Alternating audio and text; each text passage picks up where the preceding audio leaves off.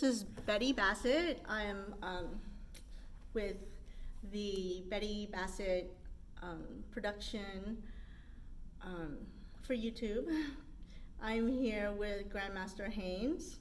Um, can you introduce yourself, please? Yes, my name is Grandmaster Roger Haines. I'm a martial arts instructor, and I have two locations. I teach martial arts in the city of Dayton.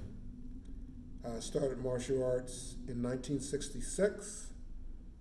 I'm one of the senior Grandmaster martial artists in the state of Ohio, around the nation. It's only about 2 or 3 of us are still alive in the art of Tang Soo Do that started in that time period. So, how long have you been teaching martial arts here in Dayton, Ohio? I've been in martial arts 55 years. I've been teaching commercially since 1973. And you also have experience in the police force. Right. I'm currently a retired police officer, but I still do some part-time work. How long were you in there? Which department were you in? I'm retired from the Woodlawn Police Department. Okay. 29 years. 29 years. Okay. So you bring that aspect of training to like street fighting to the martial arts game. When you teach martial arts. Right. I'm certified to teach. I'm a police defensive tactics instructor. We teach Alice. Alice is active shooter self-defense. Mm-hmm. We teach women's self-defense. Mm-hmm. We teach personal safety training as well as rubber self-defense. So when you say we teach, what philosophy do your students come away with when you teach? Well, in addition to Tang Soo Do, I'm also a certified reality-based self-defense instructor. Mm-hmm. But we teach Tang Soo Do is our traditional form of training. What does that mean, Tang Soo Do? How is it different than other words that nobody understands? Yeah, Tang Soo Do means art of the knife hand. Okay. And it's the same style as Chuck Norris.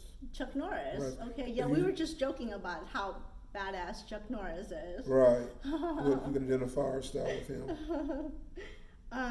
So what, personally, in the martial arts arena, what has been like your greatest accomplishment or your greatest disappointment?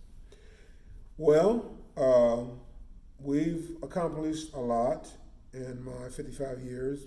We have not accomplished much as we like to have. We're still trying to accomplish stuff, but our greatest accomplishments has been trying to make a difference in our community by teaching inner city youth self-defense, trying to empower them.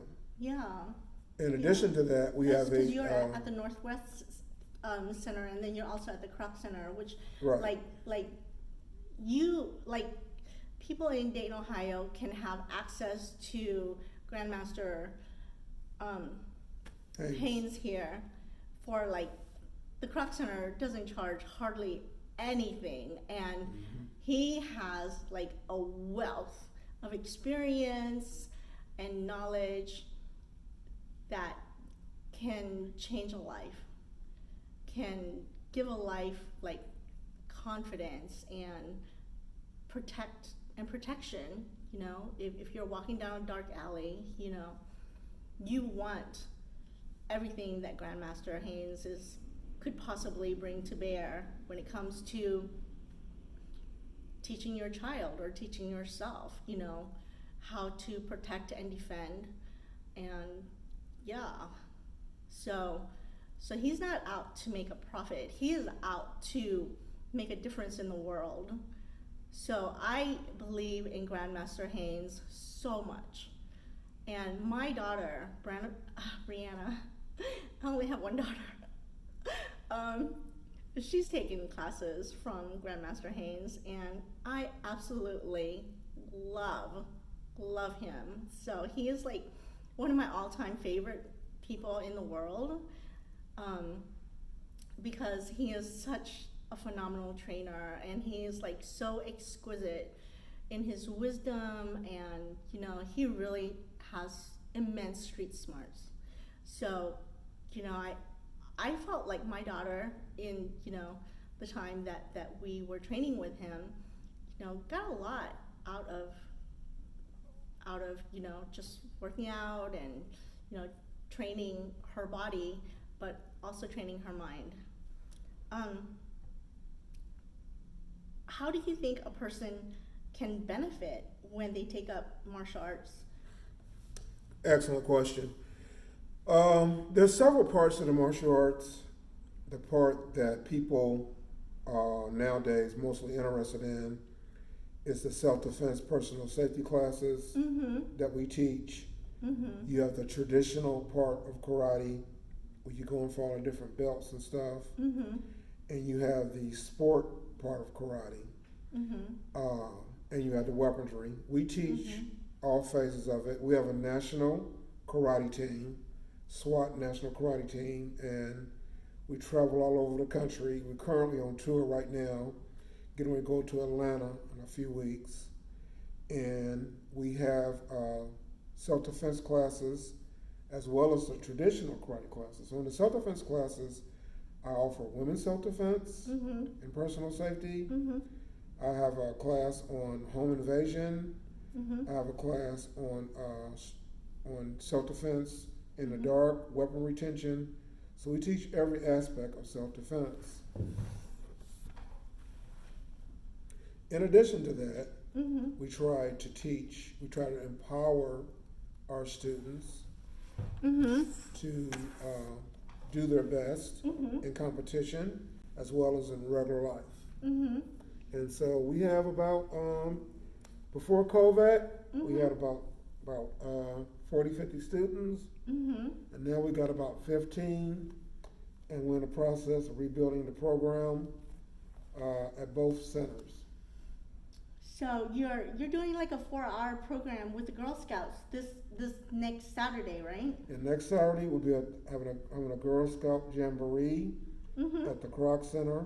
Nice. An excellent place. I love working there. And the Salvation Army Kroc Center is on Kiowee Street here in Dayton, Ohio. That place rocks. Both of my children went there, and I just can't say enough good things about it. They have an after-school program. It is dirt cheap. They really are making a difference in our community, and if you need an after-school program, and if you're looking for a place that you can trust, the Kroc Center is KROC. So the Salvation Army runs it. So they do a phenomenal job. I'm sorry for interrupting you. Oh, no problem at all. So we're teaching there next week. I think we're teaching about a 4-hour block. We have so many kids coming in, the Girl Scouts coming in. We're teaching them personal safety, self-defense. So we're going to be teaching them the basics and fundamentals of self-defense and how to counter, a self-defense situation. As far as being assaulted and all that. Yeah. Let's see. And girls need that because, Absolutely, because I have had martial arts training when I was 12 years old for maybe a year. Now that made all the difference in how I carry myself, the confidence that I exude, with my physicality. I mean, women especially need martial arts training. Absolutely, So, you didn't tell me about your biggest disappointments in martial arts. I want to know about that also. I'm glad you brought that up. My biggest disappointment in martial arts is after I probably have promoted almost 100 black belts over the years, over 55 years since I've been a black belt. I made black belt in 1971. But my biggest disappointment is after you teach and they get black belt, and sometimes they show a lot of disloyalty, Mm-hmm. and they forget where they come from. So that would say might be my biggest disappointment as the people I've helped, and Mm-hmm. they just forget about how they got there. Yeah. Mhm. People got short memories. They got a It's short all about memory. what have you done for me lately? Right. Okay, Very I got short it. memory. Yeah. Okay. So, let's see. Well, let's switch gears and talk about what we're really here to talk about, which is hacking adulthood. So, I think that a lot of people are just graduating from high school and just like having to face, going to work all day long and having to pay bills and, making so many decisions for themselves that, they were protected from Mhm. as a child going like to elementary school, junior high school, and high school. They just don't realize, the enormous amount of responsibility that comes with being an adult and where all the pitfalls are and how you can like really go wrong. So that's really why I'm doing this broadcast is because of people like Grandmaster Haines. He has lived life, he has made mistakes, and he has so much to teach each one of us about how to live a better life. And that's really, what this is about. So what do you think are the biggest challenges that kids in high school and those that are just graduating from high school, what do you think their biggest challenge is? I think, well, while you're in high school, the most important thing is to keep up your grades enough so you can get a scholarship and go to college. Avoid peer pressure. Avoid all the negative things that's going on around you. Mm-hmm. Avoid negative people. Being around negative people is very unhealthy. Very unhealthy. Even as like we're adults and all that, it's very important to surround yourself by some positive people, have the right supporting cast. But if you're in high school, you need to stay focused and bringing up your grades and keeping your grades, a good average so we can get a scholarship. But what about the kids that don't make good grades? That don't get scholarships. What Right. are they going to do with themselves? What they should, and that's a good question. What they should do is do the best they can, and then focus in on you might go to nursing school or go to trade schools to further your as far as your education and getting a good job in one of those fields. Okay. Try to But do what a little. if they don't go to trade school, if they don't get good training, then they'll probably end up with a job at McDonald's that don't pay as good? Is that what you're saying? That's true, and you may have to work about 3 or 4 of them to Three make or four jobs while Well- you're like trying to go to nursing school and stuff to like get a good paying job? right to get a good Okay. paying job, and Okay. it's very hard to find something, a career that you're interested in. Mm-hmm. So, So how do you know like what kind of career you'd be interested in? Well- how are you smart enough to figure yourself out? right, while you're in high school, the counselors should be kind of guiding you and Mm-hmm. finding out what you're interested in. Mm-hmm. Most of the time, when a kid or a person and a young adult graduates from college, they don't get a job in what they got a degree in. It's something else. Okay. you Yeah. know? Yeah. So it's like always like a learning process Right. about what are your true interests versus what are you applying yourself to and the actual job market once you get out there. Right. That job may come later on. Right. But while you're doing a job, say you get a job and you working at Speedway Mm-hmm. and then from there you get a job in management at Speedway. Mhm. Well, that management job at Speedway gives you an experience in management. Mhm. They're going to train you. Plus, that is an excellent thing to put on your resume. Well, I have management skills, Mhm. and in that Speedway. So you're always learning. You're always regardless learning, right? Of what That can kind take of you a job long you're way. in. Just having that Yeah. background in management. Okay. So, like when you were had just graduated from high school, like what kind of mistakes did you make in life, then, now that you're looking back at your life? Well, I made a zillion mistakes, that's for sure.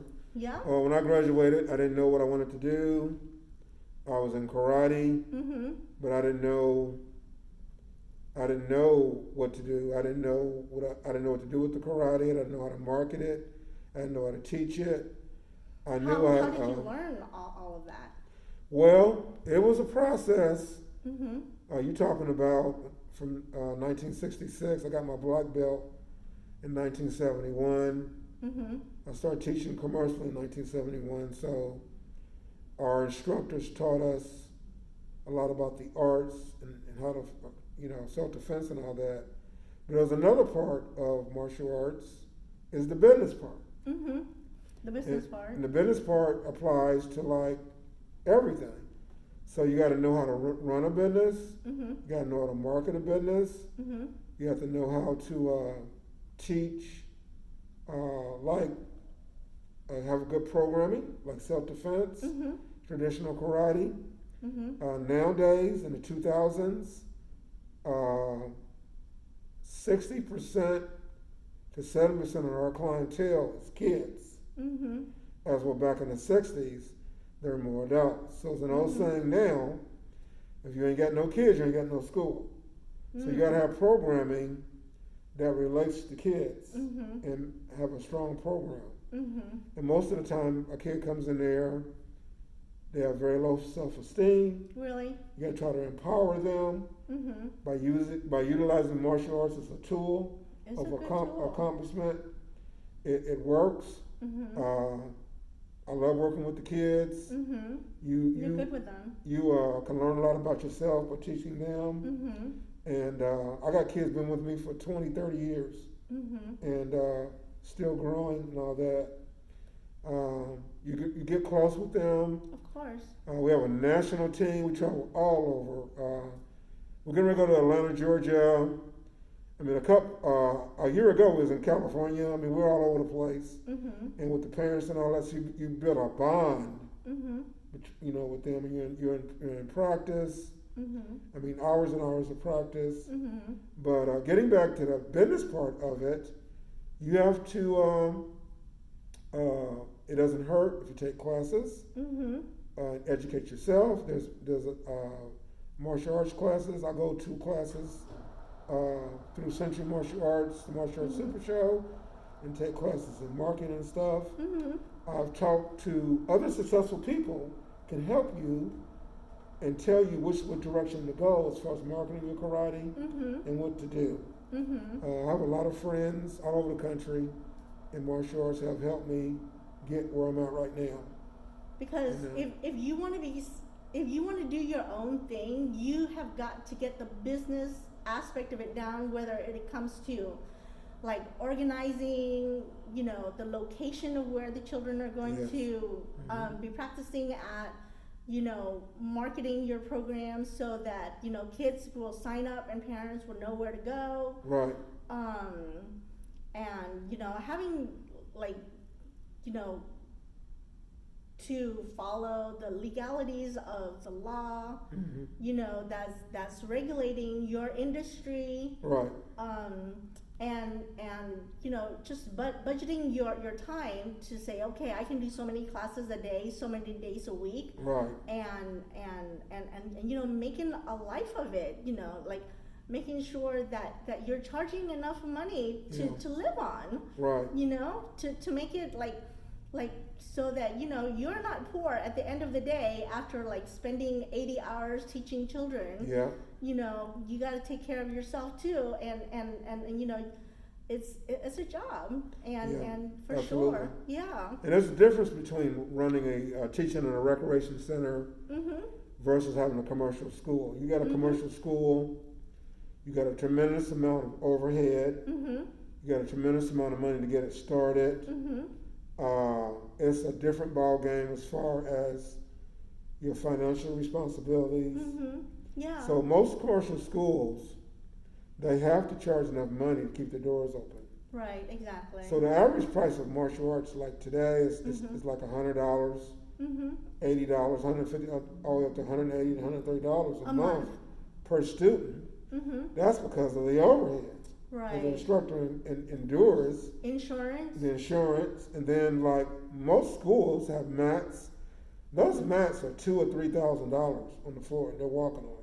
Holy. And then you got equipment, other equipment, staying equipment. Mhm. You know, if you looked at my car, I got like all kind of equipment in my car. That martial arts equipment is expensive, It is. bags and stuff. And, Mhm. you know, like I teach in a rec center. They provide me a lot of stuff.